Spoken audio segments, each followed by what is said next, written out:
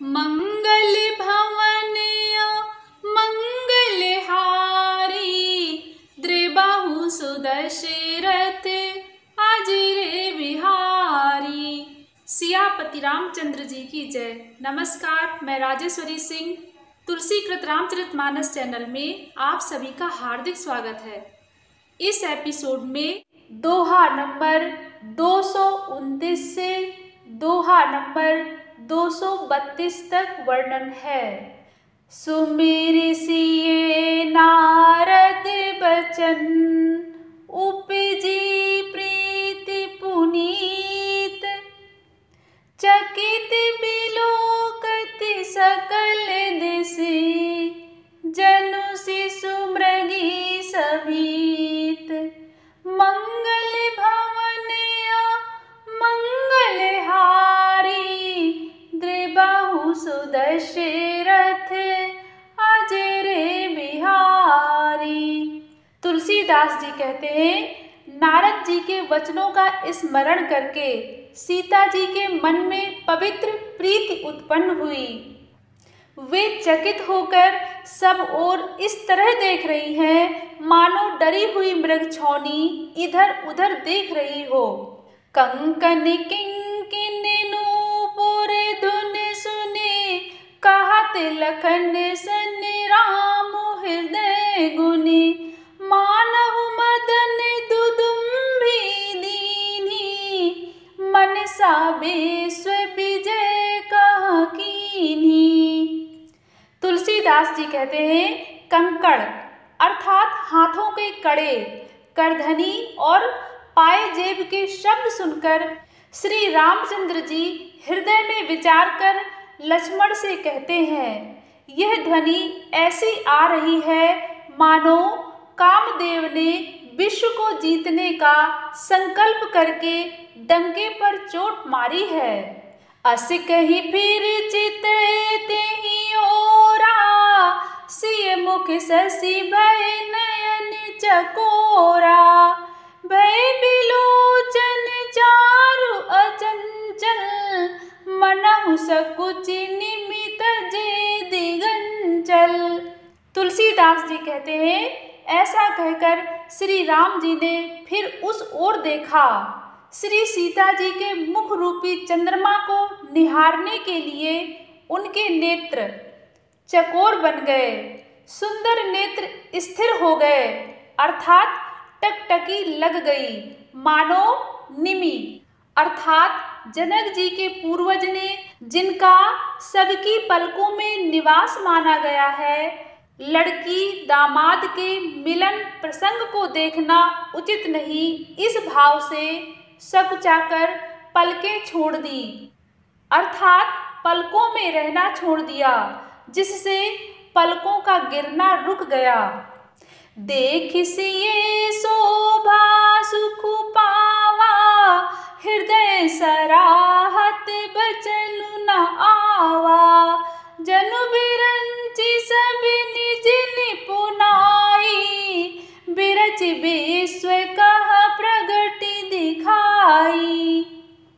तुलसीदास जी कहते हैं, सीता जी की शोभा देखकर श्री रामचंद्र जी ने बड़ा सुख पाया। हृदय में वे उसकी सराहना करते हैं, किंतु मुख से वचन नहीं निकलते। वह शोभा ऐसी अनुपम है मानो ब्रह्मा ने अपनी सारी निपुणता को मूर्तिमान कर संसार को प्रकट करके दिखा दिया हो। सुंदरता कहूँ सुंदर करई, छवि ग्रह दीप शिखा जनु बरई।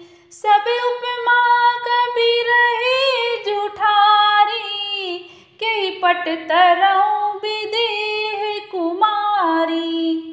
तुलसीदास जी कहते हैं, वह सीता जी की शोभा सुंदरता को भी सुंदर करने वाली है।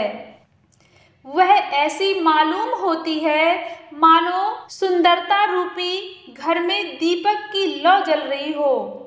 अब तक सुंदरता रूपी भवन में अंधेरा था, वह भवन मानो सीता जी की सुंदरता रूपी दीप शिखा को पाकर जगमगा उठा है। पहले से भी अधिक सुंदर हो गया है। सारी उपमाओं को तो कवियों ने जूठा कर रखा है। मैं जनक नंदिनी श्री सीता जी की किससे उपमा दूं? सिए शोभा हिये बरनि प्रभु, आपनी दशा विचारी।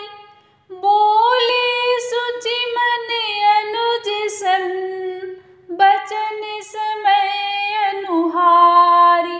मंगल भवन मंगल हारी, द्रिबहु सुदशरथ अजर बिहारी। तुलसीदास जी कहते हैं, इस प्रकार हृदय में सीता जी की शोभा का वर्णन करके और अपनी दशा को विचार कर प्रभु श्री रामचंद्र जी पवित्र मन से अपने छोटे भाई लक्ष्मण से समयानुकूल वचन बोले। तात जनक तनया आए सोई, धनुष यज्ञ जहि कारण होई। पूजन गौरी सखी ले आई, करत प्रकाश पिरई फुलवाई। तुलसीदास जी कहते हैं, श्री रामचंद्र जी ने लक्ष्मण जी से कहा, हे तात, ये वही जनक जी की कन्या है जिसके लिए धनुष यज्ञ हो रहा है।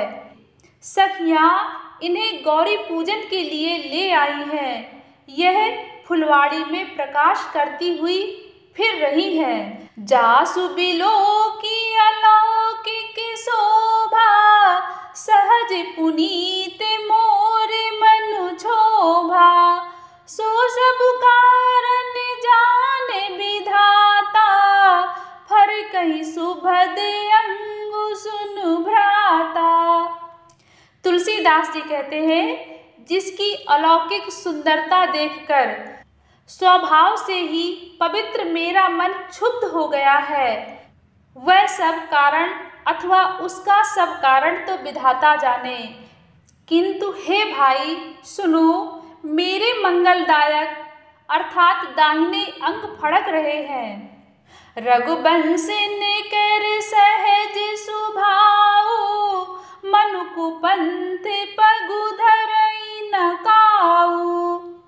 मोहि अतिशय प्रतीत मन केरी, जहि सपने ऊपर नारी नहेरी।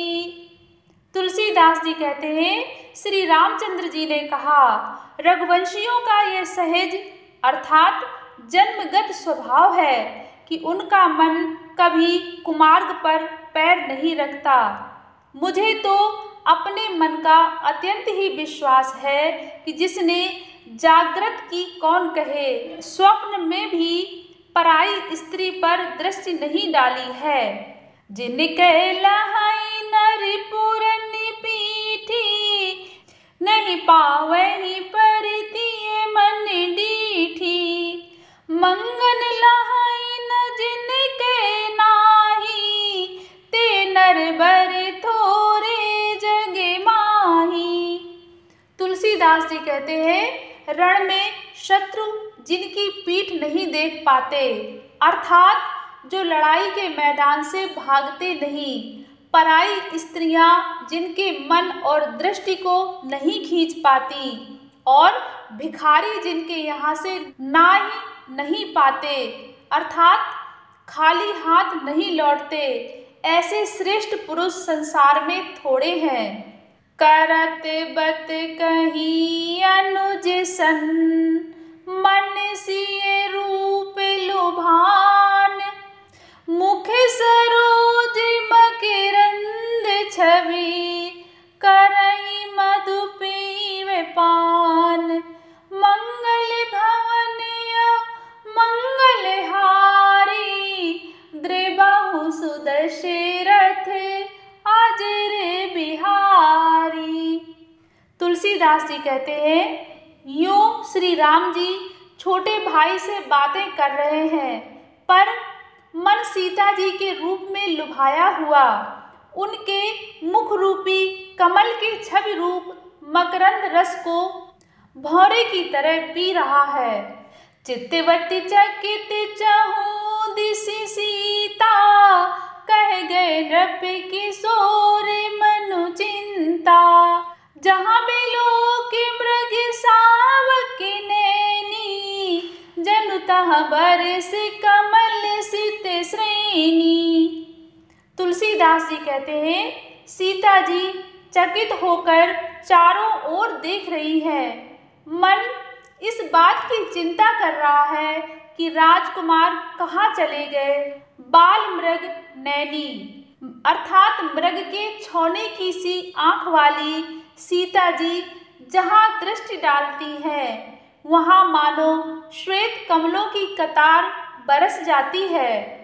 लता ओट तब सखिन लखाए, श्यामल गौर किशोर सुहाए।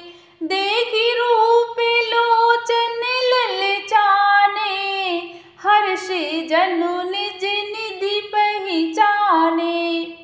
तुलसीदास जी कहते हैं, तब सखियों ने लता की ओट से सुंदर श्याम और गौर कुमारों को दिखलाया।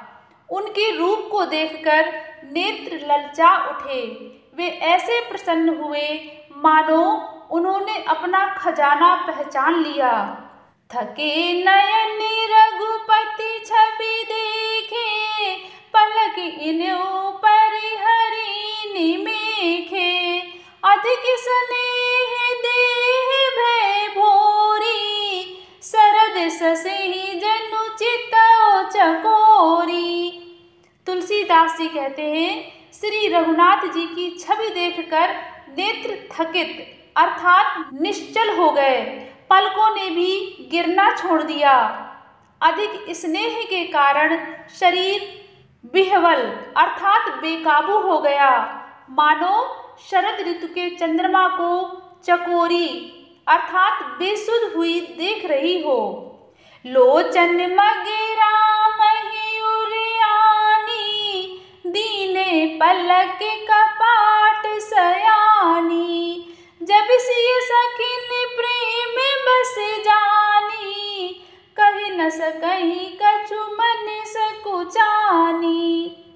तुलसीदास जी कहते हैं, नेत्रों के रास्ते श्री राम जी को हृदय में लाकर चतुर शिरोमणि जानकी जी ने पलकों के किवाड़ लगा दिए अर्थात नेत्र मूंद कर उनका ध्यान करने लगी।